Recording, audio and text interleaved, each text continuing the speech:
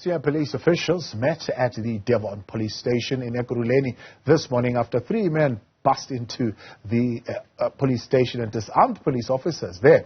Then they escaped with several firearms, including 3 rifles. Police have since deployed maximum resources to find the robbers. Police and Prison Civil Rights Union spokesperson Richard Mamabolo joins us now for reaction.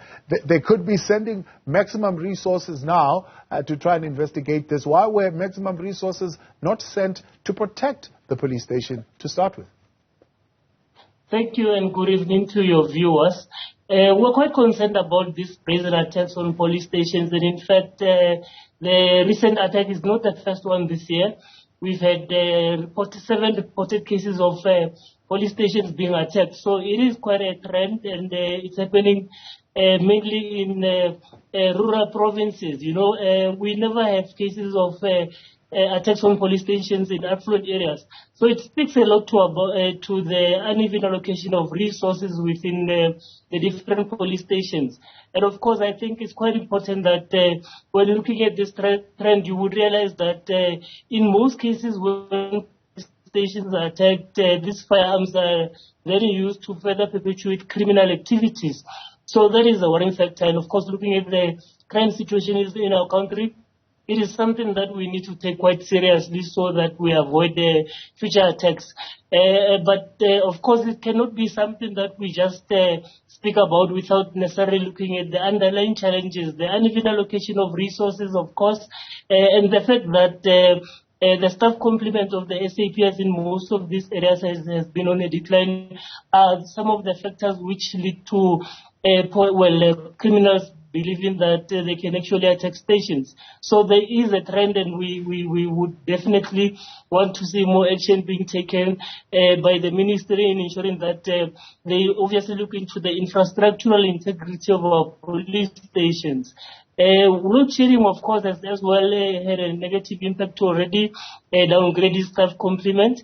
But we as well think that the fact that there have been budget cuts in the past, which were supposed to actually look into ensuring that we actually capacitate our police stations, is one of the detrimental factors leading towards these attacks that take place.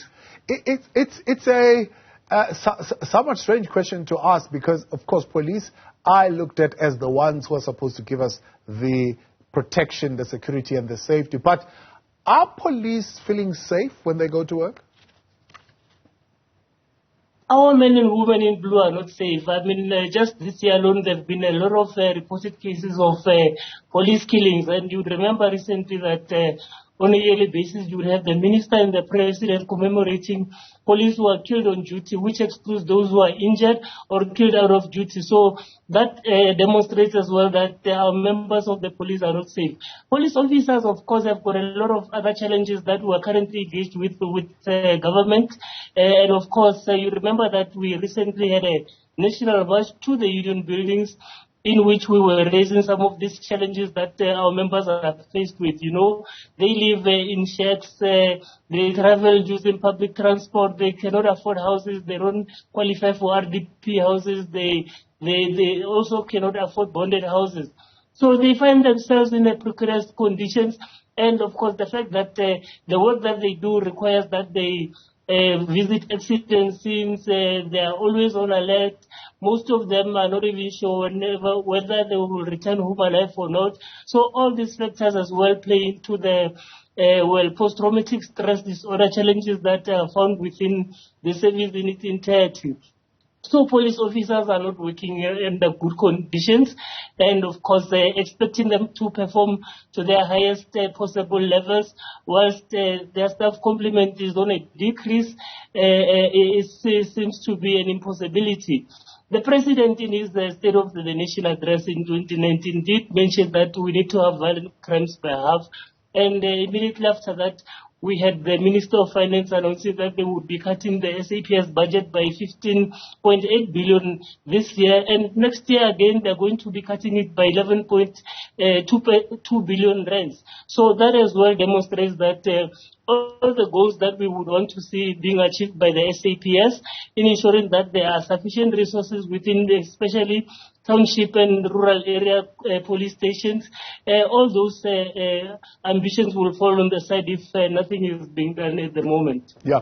The psychosocial assistance and support being given to the police at this particular time because of these traumatic events, is that enough? It is not enough. We think that there are also numerous other challenges that many police officers have been raising with regards to the employee assistance programs that are being offered by the SAPS, and most of them would prefer private services, which are costly. So it's quite difficult to actually determine as to how many police officers do use the private services. But with regards to the services that are provided by the SAPS, the numbers are limited, and of course, it's got a lot to do with the lack of confidentiality and many other factors that members do raise. So as much as they are intended to ensure that they are used for improving, for good purposes, unfortunately, they are not being utilized as they should be utilized. But of course, as we have not been standing idle and looking into all these matters and not, of course, making contributions. We have, of course, been encouraging our members to utilize them, but we're also calling for a policing in which we could holistically look into the challenges of policing in the country, and of course include all stakeholders, including communities, which are very important stakeholders, in looking into how we can best work together around ensuring that we rebuild good working relations with communities, but as well as ensuring that communities do participate in finding solutions towards fighting crime in our country. Yeah. To what extent, Richard, are we recovering these firearms? I think we spoke to you the last time. It had happened elsewhere around Gauteng. Previously, it had happened somewhere in East London. It's obviously happening quite often, and I'm sure it has some kind of impact in terms of crimes that are being committed. But to what extent are we able, even right now, as we've made this extra deployment of resources, are we able to get these firearms back into the police? We honestly think that the SAPS should not be reacting to situations. Part of the reasons why we also say with regards to the, quarterly crime statistics that they should obviously form a basis for actually informing police on which areas to focus on in the future so that the crime rates go down. It is precisely similarly to what is currently happening. So far, we've got this year alone, We've got reported cases of 7 police stations that have been broken into, and of course the common thing about all of them is that they are broken into for their firearms, the amount of firearms they have, which further perpetuate crime. So that is why it's quite important that we also look into these trends and of course ensure that working together with different units within the SAPS, including the intelligence part of it, we then ensure that this trend is obviously disrupted. And of course, some would say that some of these cases are internal. There would be internal to these criminals. In that case, of course, we have seen IPD actually making certain arrests, and we're quite confident that the majority of our police officers, of course, are committed to serving the people of South Africa. And of course, it's not in their interest that police stations are robbed on such a scale. It's always assumed, actually, I was coming there, that when you talk of firearms, where they are kept, it's not something that is information that is readily available to members of the society, and therefore it has to be somewhat in collaboration with an internal member of the police itself. That could be the case, of course, but like I said, that in most cases there are investigations, and of course you would have seen in the past that there had been reports of those who would have been involved in such malpractices being taken to account. So that's one of the things. But I think as well, when you observe the trend, you realize that these robberies normally happen within the township and rural area police stations, whereas in affluent areas, there have not been such incidents. So it also touches on the extent of the infrastructural integrity that our police stations do have. You know, there have been reports just 2 weeks ago about a police station which is forced to close down at 8 o'clock due to the fact that they do not have electricity. Not that it's load shedding though, simply because there's no electricity to service members. Those such challenges, of course, have got a negative impact on the backlogs that would obviously arise out of police failing to submit certain dockets. And of course, when you have that at a larger scale, it would obviously as well affect the raw cause of the cause that we have in different parts of the country. So there are numerous challenges that lead to police stations not being fully functional. Yeah. And in return, it creates an impression to communities that police are lazy, whilst in reality, police are undercapacitated. Yeah. Some of the police stations which have been attacked, you would find that there had been a linear staff complement with less than 5 police officers working on a night shift and perhaps looking after a community of over 30,000 people. Yeah. So you cannot expect that whenever there's a call for help, you would have police being available to service everybody at the same time. Yeah. So what are you saying, Richard? Are you saying these police stations, as you put it, in townships and rural areas, are being deliberately under-resourced or deliberately overlooked when it comes to the allocation of resources?